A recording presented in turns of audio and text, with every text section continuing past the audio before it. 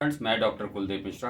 आज हमारा विषय है क्षार सूत्र बंधन के बाद फिस्टुला और फिशर में क्या सावधानियां बरतनी चाहिए, इसका केयर कैसे करना है, पोस्ट ऑफ केयर में क्या किन चीज़ों का ध्यान रखना है। पहला पॉइंट है लोकल हाइजीन। लोकल हाइजीन में दो तरीके से हम लोकल हाइजीन को मेंटेन कर सकते हैं, एक तो ऑयलिंग, दूसरा सिड्स बाथ। ऑयलिंग में हम क्या करते हैं, जो मेडिकली प्रूव्ड चीज़ें हैं क्षार सूत्र बंधन के बाद जात्यादि तेल का इस्तेमाल कर सकते हैं, चंदनादि तेल का इस्तेमाल कर सकते हैं, या फिस्टुला ट्रैक जो काफ़ी इन्फेक्टेड है जिसमें डेब्रिस बहुत ज़्यादा है उसमें हम क्षार तेल का भी इस्तेमाल कर सकते हैं। इनका इस्तेमाल करने से जो फिस्टुला का ट्रैक है या जो फिशर का जो लॉन्गिट्यूडनल कट है उस पर जो डेब्रिस जमा हो जाती है वो बहुत आसानी से क्लीन हो जाती है। और दूसरी चीज़, जब हम जात्यादि तेल का इस्तेमाल करते हैं तो मलद्वार को डेफिकेशन के टाइम पे मिनिमम एक्सपेंड करना पड़ता है और आसानी से मलत्याग हो जाता है, लोकल ट्रॉमा नहीं होता है, या उस उंड में जो मल के पार्टिकल हैं वो नहीं फंसते हैं। और फिशर है सपोज, तो वो प्रोग्रेसिव डिजीज होने के कारण जो फिस्टुला में कन्वर्ट हो जाता है वो नहीं होता है। ये ऑयलिंग के कुछ बेनिफिट्स हैं।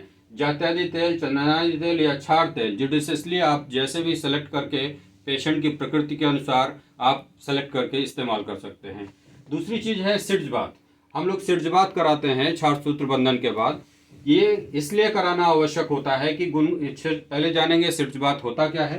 गुनगुने पानी को लेकर के उसमें थोड़ा सा फिटकरी का पाउडर डाल के आधा चम्मच 5 से 7 मिनट की सिकाई करनी होती है मल त्याग के बाद। इसके बेनिफिट ये मिलते हैं कि जैसे लोकल हाइजीन मेंटेन करना है, मल त्याग के लिए पेशेंट को रोज जाना है, जो मल के पार्टिकल लोकल एरिया में डिपॉजिट हो जाएं वो सिड्स बाथ करते समय वॉश आउट हो जाते हैं।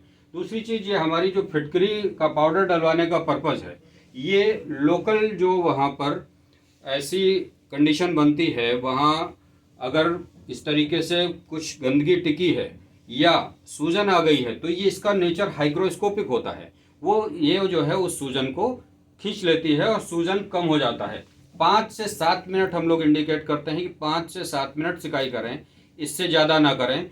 और इससे ज़्यादा करने के पीछे रीज़न ये है कि इससे ज़्यादा ना किया जाए क्योंकि वहाँ पे लोकल एरिया में जो नमी के कांटेक्ट में ज़्यादा देर रहेंगे तो फंगल इन्फेक्शन होने के चांस रहते हैं। इसलिए हम लोग कहते हैं after seeds bath local area को कॉटन की टॉवल से प्रॉपरली ड्राई कर दें।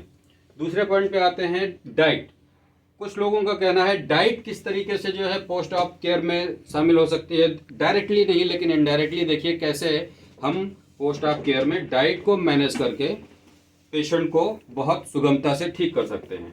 डाइट में हम जो पेशेंट को बताते हैं कि फल बहुत अच्छे से खाना है, फाइबर डाइट अच्छी लेनी है, सलाद लेनी है, जूस, खीर, मुनक्का, मखाना और अंजीर ये भिगो कर खा सकते हैं क्योंकि ये पानी को सोख लेते हैं। ऐसे ये फल शरीर को एनर्जी भी देते हैं और अच्छी मात्रा में फाइबर्स जो चाहिए शरीर को वो मिल जाते हैं।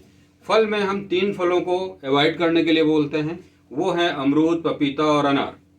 लोगों का क्वेश्चन ये भी आता है कि ऐसा क्या है इन फलों में जो आप अवॉइड कराते हैं। देखिए, हम लोगों का टारगेट होता है कि पोस्ट ऑप में मल द्वार को कम से कम फैलना पड़े, लोकल ट्रामा कम हो, बार बार डेफिकेशन के लिए यानी मल त्याग के लिए ना जाना पड़े, इन सब चीज़ों से बचना होता है। अब यहाँ पे अमरूद को आप भी जानते हैं, आयुर्वेद में जो है ये जठराग्नि को मंद करता है, इसलिए हम लोग अमरूद को अवॉइड करते हैं। और अमरूद, पपीता 2 ऐसे फल हैं जो मल की मात्रा को बढ़ा के पेट साफ करते हैं।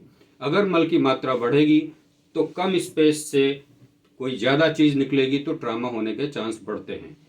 अनार इसलिए खाते नहीं हैं क्योंकि उसका बीज जो है डाइजेस्ट नहीं होता है, नुकीला होता है, लोकल ट्रामा कर देता है। जूस पीना चाहे पी सकते हैं, कोई दिक्कत नहीं है।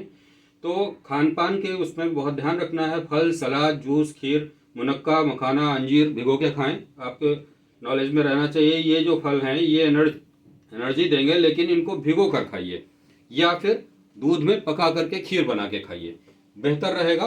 क्या चीज़ें नहीं खानी है, non veg, paneer, protein diet. Overall कहने का मतलब ये है प्रोटीन डाइट नहीं लेनी है क्योंकि हम सभी जानते हैं प्रोटीन डाइट डाइजेस्ट होने में ज़्यादा टाइम लेती है, उसको नमी की आवश्यकता भी ज़्यादा होती है मेटाबोलाइज होने के लिए, इसलिए वो मल में जो नमी होती है उसको भी डाइजेस्ट करने के लिए अगर आप सपोज प्रोवाइड नहीं कर रहे हैं तो मल की जो नमी है उसको खींच लेता है, तो मल ड्राई हो जाता है, फिकोलित बन जाते हैं, फिर वही लोकल ट्रामा होने का चांस बढ़ जाता है।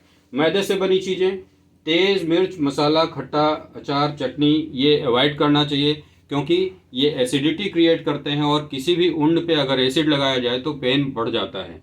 ड्राई फ्रूट्स नहीं खाने हैं, अगर खाने भी हैं तो उनको भिगो कर खाना है। ड्राई फ्रूट्स में फिर वही कि आपके शरीर का जो लिक्विड है उसको एब्जॉर्ब करके उसको आप डाइजेशन में यूज़ होता है। तीसरा पॉइंट है फिजिकली एक्टिव रहना चाहिए। बहुत बार देखा गया है कि पेशेंट क्षारसूत्र बंधन कराने के बाद बेड रेस्ट पे आ जाता है। बेड रेस्ट नहीं करना है क्योंकि क्षारसूत्र बंधन करने के बाद हमें जहाँ पे हमने ऑपरेट किया है उस लोकल एरिया में रसद सामग्री बढ़ानी है, सर्कुलेशन बढ़ाना है, जिससे वो लोकल एरिया का जो वुंड है वो फास्ट हीलिंग होगा। उसके लिए हमें क्या करना चाहिए, अच्छे से पैदल चलना चाहिए, योगासन करना चाहिए, जिसके लिए लोकल एरिया में वहाँ पे अगर ब्लड सर्कुलेशन बढ़ेगा तो न्यूट्रिशन भी ज़्यादा पहुँचेगा, ऑक्सीजनेट भी ज़्यादा होगा, तो वुंड बहुत आसानी से भर जाएगा। Thank you.